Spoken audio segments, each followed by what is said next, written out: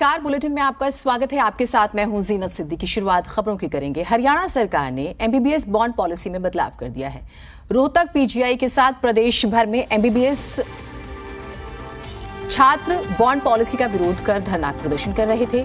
हरियाणा सरकार ने 7 नवंबर को गैजेट नोटिफिकेशन जारी करते हुए बॉन्ड पॉलिसी में संशोधन किए। नए नोटिफिकेशन के तहत एमबीबीएस में प्रवेश के समय किसी भी बॉन्ड राशि का भुगतान नहीं किया जाएगा। अगर चयनित होते हैं तो चयनित होने पर हरियाणा सरकार में सेवा को विकल्प नहीं चुनते हैं तो ये बॉन्ड एमबीबीएस पाठ्यक्रम के अंत में लागू किया जाएगा।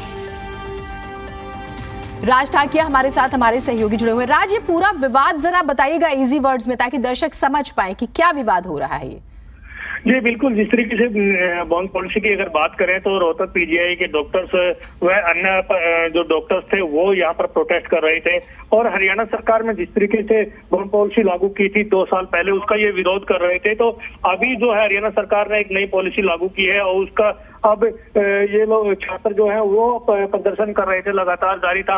अभी कुछ देर पहले डॉक्टर जो है कॉन्फ्रेंस करने वाले हैं और उनका कहना है कि ये बॉन्ड पॉलिसी रद्द की जाए और इस तरीके से इसमें जो बदलाव किया गया है डॉक्टरों को काफी राहत नहीं मिल पाई है। तो ऐसे में अब देखना ये होगा कि बॉन्ड पॉलिसी में क्या क्या बदलाव होने चाहिए, वो डॉक्टर्स जो है कुछ देर बाद ब्रीफिंग करेंगे।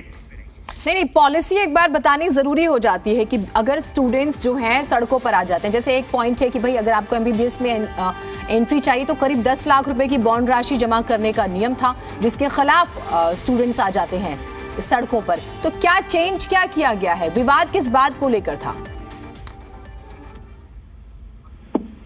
जी बिल्कुल, जिस तरीके से पहले कहा गया था बॉन्ड पॉलिसी में कि हर साल उनको 10 लाख का बॉन्ड पॉलिसी साइन करनी होगी, लेकिन अब जो है हरियाणा सरकार की बॉन्ड पॉलिसी, जो नई बॉन्ड पॉलिसी आई, उसमें ये कहा है कि उनको 7 साल के लिए काम करना होगा। जी, इस तरीके से अभी जो छात्रों की अगर बात करें तो छात्रों से बातचीत जो है कुछ देर बाद स्थिति क्लियर हो पाएगी कि आगे किस तरीके का रहने वाला है और इस न्यू बॉन्ड पॉलिसी से वो कितना उनको प्रभावित करती है और क्या ये बॉन्ड पॉलिसी उनके हक में है, ये सब उनसे बातचीत करने के बाद ही क्लियर हो पाएगा। जी, यानी कि जो 10 लाख रुपए की शर्त है कि आपको अगर एंट्री चाहिए तो आपको 10 लाख रुपए देने पड़ेंगे, सारा विवाद ही इसका है। जी बिल्कुल, जिस तरीके से बॉन्ड पॉलिसी की अगर बात करें तो 40 लाख रुपए जो छात्रों को बॉन्ड पॉलिसी के तौर पर देना था और 4 साल के लिए एमबीबीएस कोर्स के लिए ये फीस रखी गई थी।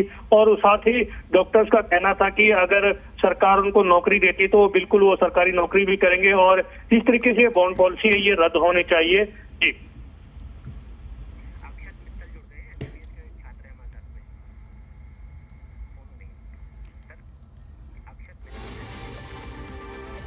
अक्षत मित्तल हमारे साथ जुड़े हुए हैं, जो कि एमबीबीएस स्टूडेंट हैं रोहतक पीजीआई से। अक्षत, आप मेरी आवाज सुन पा रहे हैं? जी मैम।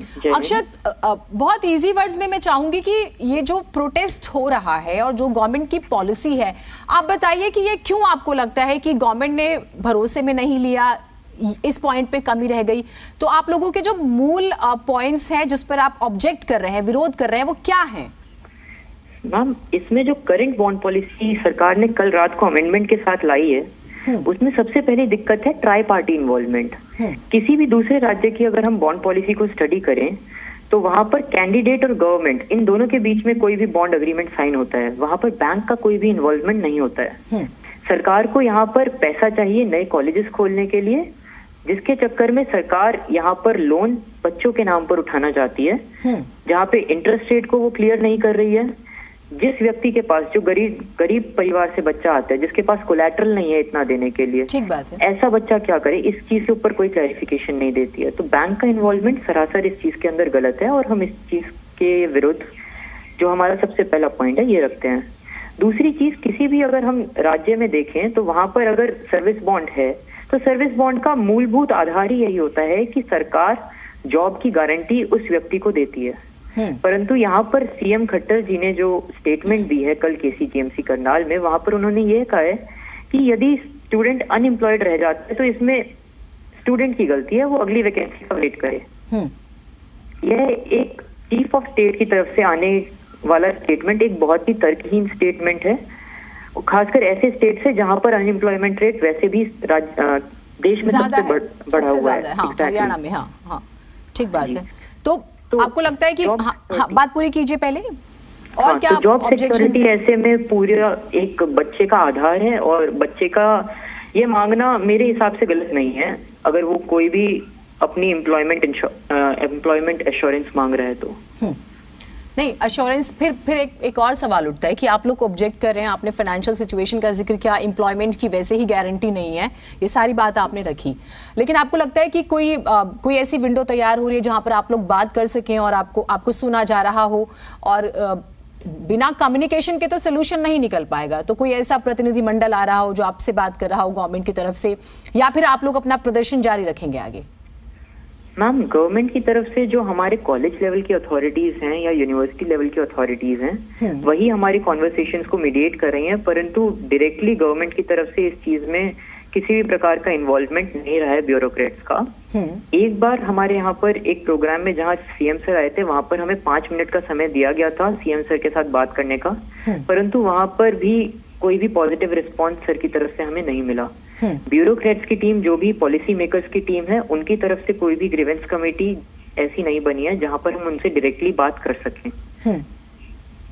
यानी कि अगर आप ये कह रहे हैं तो फिर तो लगता है कि ये प्रदर्शन चलेगा, अगर नहीं सुना जाता है, और कई दिनों से अगर प्रदर्शन चल रहा है, और आप कह रहे हैं कि कॉलेज के जो तमाम, मैं ये कहूँ कि जो सीनियर्स होते हैं या जो भी लोग जिम्मेदार पदों पर बैठे हुए हैं, वो मीडिएट कर रहे हैं, वो बीच में बातचीत इधर से उधर पहुंचा रहे हैं, लग रहा है कि फिर सोल्यूशन होगा, आपको लग रहा है? या फिर प्रदर्शन आगे की स्ट्रैटेजी फिर आप बताइए क्या रहने वाली है आप लोगों की?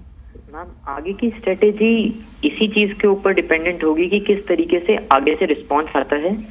आज हमारी डायरेक्टर सर के साथ हमारे कॉलेज के एक मीटिंग हुई जहां पे उन्होंने ग्रीवेंस कमेटी सेटअप करी है कॉलेज लेवल पे, जो कि हमारे जितने भी नई bond policy, amended bond policy है, उससे रिलेटेड इश्यूज जो भी हैं उन्होंने हमसे रिटन में मांगे हैं, हम वो आगे उन्हें देंगे, और उनके ऊपर जिस भी प्रकार से एक्शन होगा उसके आधार पर हम आगे की अपनी प्रोटेस्ट या फिर स्ट्राइक का डिसीजन लेंगे।